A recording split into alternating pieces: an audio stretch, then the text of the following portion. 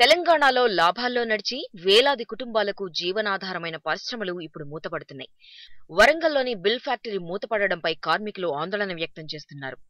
ప్రభుత్వం స్పందించి తమను ఆదుకోవాలని కోరుతున్నారు. విదేశీ పరిశ్రమలకు ఆహ్వానం పలికి రాష్ట్రంలో ఉన్న పరిశ్రమలను కోలుకోలేని దెబ్బతీస్తున్నారు. వేలాది కార్మికుల కడుపు కొడుతున్నారు. మూతపడ్డ పరిశ్రమల పునః ప్రారంభానికి ప్రభుత్వం ఎలాంటి చర్యలు తీసుకుంటోంది? అసలు గతంలో లాభాల్లో నడిచిన పరిశ్రమలు మూతపడడానికి బాధ్యులెవరు? యాజమాన్యాలను ప్రశ్నించే బాధ్యత ప్రభుత్వానికి లేదా?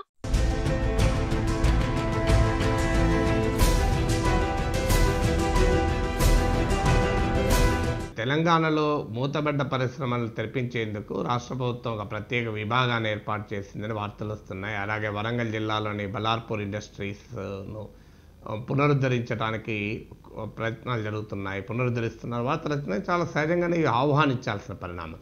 ఎందుకంటే తెలంగాణ ఉద్యమ కాలంలో కేసీఆర్ ఉద్యమ నేతగా పదే పదే చెప్పింది ఏంటంటే తెలంగాణలో అజంజాయి మిల్స్ చూస్తే కడుపు తలక్కుపోతోంది, సిర్పూర్ పేపర్ మిల్ చూస్తే మనసు చివుక్కుమంటోంది, డిబిఆర్ మిల్స్ చూస్తే గుండె చెరువైపోతుంది అని ఇవన్నీ చెప్పారు మనకు. అందువల్ల డెఫినెట్గా ఇండస్ట్రీస్ని రివైవ్ చేయాలి అనేది ఒక కీలకమైన అంశం. అందువల్ల వరంగల్ జిల్లాలో ఉన్నటువంటి బలార్పూర్ ఇండస్ట్రీస్ కానీ సిర్పూర్ పేపర్ మిల్స్ కానీ ఇవి నిజంగా నడవకపోవడం వల్ల మూతపడ్డాయి కావు. ఇవి యాజమాన్యాలు కావాలని మూతపడ్డాయి. కొన్నేమో కార్మికుల అసమర్థత వల్ల అనుత్పాదకత వల్ల మూతపడ్డాయి కూడా కావు ఇవి. ఇప్పుడు ఉదాహరణకు మీకు వరంగల్ ఇండస్ట్రీస్ తీసుకోండి. కమలాపూర్లో ఏపీ రాయన్స్ అని అంటారు. సో ఇది చాలా వెనుకబడినటువంటి గిరిజన ప్రాంతంలో లోతట్టు ప్రాంతంలో ఉన్న పరిశ్రమ. అసలు వరంగల్ జిల్లాలో అజంజాహి మిల్స్ మూతపడ్డాక ఉన్న ఒక మేజర్ పరిశ్రమ. ఆ పరిశ్రమ ఎందుకని దెబ్బతింటుంది అంటే అది వుడ్ పల్ప్ తయారు చేస్తుంది. ఆ పరిశ్రమలో ఆ వుడ్ పల్ప్ను గ్వాలియర్ షూటింగ్స్లో వాడతారు. ఎప్పుడైతే ఈ వుడ్ పల్ప్ను చీప్ ఇంపోర్ట్ మొదలయ్యాయి, ఇప్పుడు నేను ఇంతకుముందు WTOలో చెప్పినటువంటి సమస్య ఇది. ఆ దేశీయంగా తయారయ్యే వుడ్ పల్ప్ కన్నా విదేశాల నుంచి దిగుమతి చేసుకున్న వుడ్ పల్ప్ ఎప్పుడైతే చీప్గా అయిందాయో ఈ గ్రాసిమ్ ఇండస్ట్రీస్ అంటారు, గ్వాలియర్ షూటింగ్స్ తయారు చేసేది వాళ్ళ కంపెనీ ఇది. వాళ్ళు ఏం చేశారంటే ఇక్కడ నుంచి వుడ్ పల్ప్ ఉత్పత్తి చేసి వాడుకుంటే కన్నా దిగుమతి చేసుకున్న నయం కదా అని చెప్పి దిగుమతి చేసుకోవడం మొదలుపెట్టారు. ఎప్పుడైతే ఈ వుడ్ పల్ప్కు డిమాండ్ లేకుండా పోయిందో ఆ ఏపీ రాయన్స్ లేదా బలార్పూర్ ఇండస్ట్రీస్ అంటారు, ఇది మూతపడే పరిస్థితికి వచ్చింది. అందువల్ల ఇందులో కార్మికుల తప్పలేదు, కార్మికుల సమ్మెల వల్ల ఇది మూతపడలేదు, కార్మికుల అసమర్థత వల్ల మూతపడలేదు, కార్మికుల అనుత్పాదకత మూతపడలేదు. వందలాది కార్మికులు రోడ్డు మీదకి వచ్చారు, కుటుంబాలు రోడ్డు మీదకి వచ్చాయి. చాలామంది బిడ్డలు చదువుకునే బిడ్డలు ఇవాళ వాళ్ళ చదువు ప్రశ్నార్థకమైంది.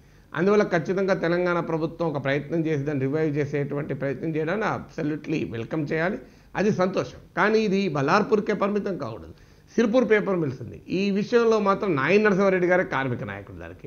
కానీ సిర్పూర్ పేపర్ మిల్స్ పునరుద్ధరణకు ఆ రకమైన సంకల్పాన్ని ప్రభుత్వం చూపడం లేదు. ఎందుకంటే సిర్పూర్ పేపర్ మిల్స్ కూడా 2009, 2010 వరకు బ్రహ్మాండమైన లాభాల్లో నడిచింది.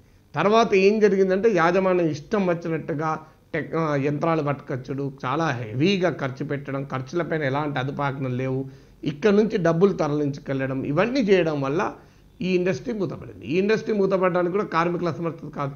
ఎందుకంటే ఇది నిజాం కాలంలో పెట్టిన పరిశ్రమ. 2009-10 దాకా లాభాలు వచ్చి అకస్మాత్తుగా ఎందుకు కాగితం పరిశ్రమ ఏమన్నా దెబ్బతిన్నదా? మనకు ఆశ్చర్యం. సిర్పూర్ నుంచి సిర్పూర్ పేపర్ అనేది ఒక బ్రాండ్. ఆ పేపర్ బంగ్లాదేశ్ కూడా ఎగుమతి అవుతుంది, అంటే దీనికి నేపాల్కి ఎగుమతి అవుతుంది. ఇంటర్నేషనల్ మార్కెట్ ఉంది సిర్పూర్ పేపర్కు. అయినా కూడా దాన్ని మూతపడేసేలా చేశారు. మూతపడేలా చేస్తే వాళ్ళ పరిస్థితి ఏంది? ఒక సిర్పూరంలో దిక్కుతోచిన పరిస్థితి అయిపోయింది. ఇప్పుడు అది ఒక మరో డెట్రాయిట్. అమెరికాలో మ్యానుఫ్యాక్చరింగ్ సెక్టర్ దెబ్బతిన్న తర్వాత ఏ రకంగానైతే ఆ డెట్రాయిట్ అనేది మీకు దెబ్బతిన్నదో ఆ డెట్రాయిట్ లాగా తయారైంది సిర్పూర్. మీకు ఆశ్చర్యం వేస్తుంది. నేను ఆ సిర్పూర్కి వెళ్ళి ఒక హోటల్లో దోశ తింటూ అడిగాను, ఎలా ఉంది అంటే అంతకుముందు 100 దోశలు అమ్ముతుంది, ఇప్పుడు 50 దోశలు అమ్ముతున్నామన్నారు. మీకు ఇంకా ఆశ్చర్యం ఏంటంటే సిర్పూర్ ఊర్లో కాగజ్ నగర్, దాని పేరే కాగజ్ నగర్, అంటే పేపర్ ద్వారా పేరు వచ్చింది. అక్కడ మేజర్గా ఈ పేపర్ మిల్ కార్మికులు పరిస్థితి ఏంటంటే వాళ్ళ బిడ్డలు ఇవాళ చదువుకోవటానికి ఫీజులు కట్టలేని పరిస్థితి. అక్కడున్న మొత్తం ప్రైవేట్ స్కూళ్లకు కార్మికుల బిడ్డల ఫీజులు బాకీలు ఎంత అంటే 70 లక్షలు ఉన్నాయి. సో ఫీజులు కట్టలేని పరిస్థితి ఇవాళ. ఈ 70 లక్షలు ఫీజులు కట్టమని అడిగితే వాళ్ళు బడి మానేయాలి, బడి మానేస్తే ఈ స్కూళ్ళే మూతపడతాయి. పోనీ కట్టమని అడగకుండా ఈ స్కూళ్ళు నడుస్తాయా అంటే జీతాలు ఇచ్చి ఉపాధ్యాయులకు వేతనాలు ఇచ్చే పరిస్థితిలో ఆ స్కూల్స్ లేవు. ఆఖరికి మల్లెపూలు అమ్ముకునే అమ్మ అనిపోయి అడిగాను, అమ్మ ఎలా ఉందంటే మల్లెపూలు కూడా కొంటలేరమ్మా అన్నారు. అంటే ఎంతటి అమానుషమైన మీరు ఒకటి ఆలోచించారు. అసలు మొదలే చాలని జీతాలు 6,000 7,000తో పని చేయించుకునేటువంటి పరిశ్రమ అది. ఆ చాలని జీతాలు కూడా లేక ఇవాళ రోడ్డు మీదకి వస్తే మనం ఈ ఆవేదన ఏంటి? ఈ దీనికి ఎవరు బాధ్యులు? అంటే యాజమాన్యాలను ప్రశ్నించేటువంటి శక్తి సామర్థ్యాలు ప్రభుత్వాలకు లేవా? ఇవాళ ఎర్ర తివాచీలు, రకరకాల రంగుల తివాచీలు, నల్ల తివాచీ, పచ్చ తివాచీ, గులాబీ తివాచీ, ఆకుపచ్చ తివాచీ, అన్ని తివాచీలు పరుస్తున్నారు.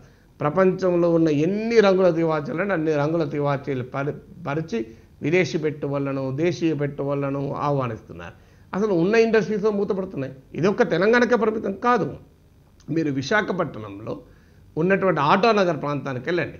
సో ఈ రేపటి హన్స్ ఇండియాలో మేము దాన్ని లీడ్ స్టోరీగా కూడా కవర్ చేస్తున్నాం. దీని ఏంటి, ఆటోనగర్లో ఉన్నటువంటి పరిశ్రమల్లో వందలాది పరిశ్రమలు మూతపడ్డాయి.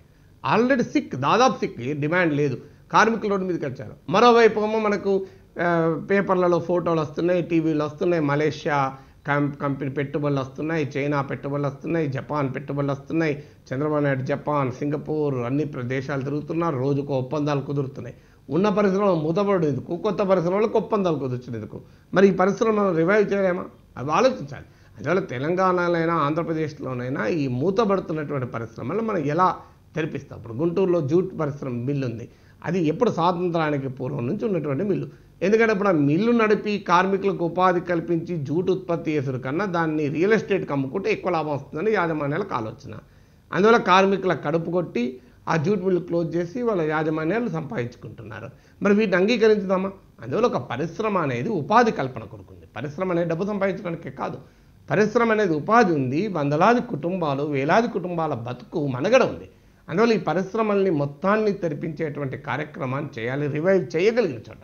నిజంగానే దానికి మార్కెట్ లేదు, కార్మికులు ఆందోళన చేశారు, లేదా అనుత్పాదకత ఉంది అంటే మనం అర్థం చేసుకోవచ్చు.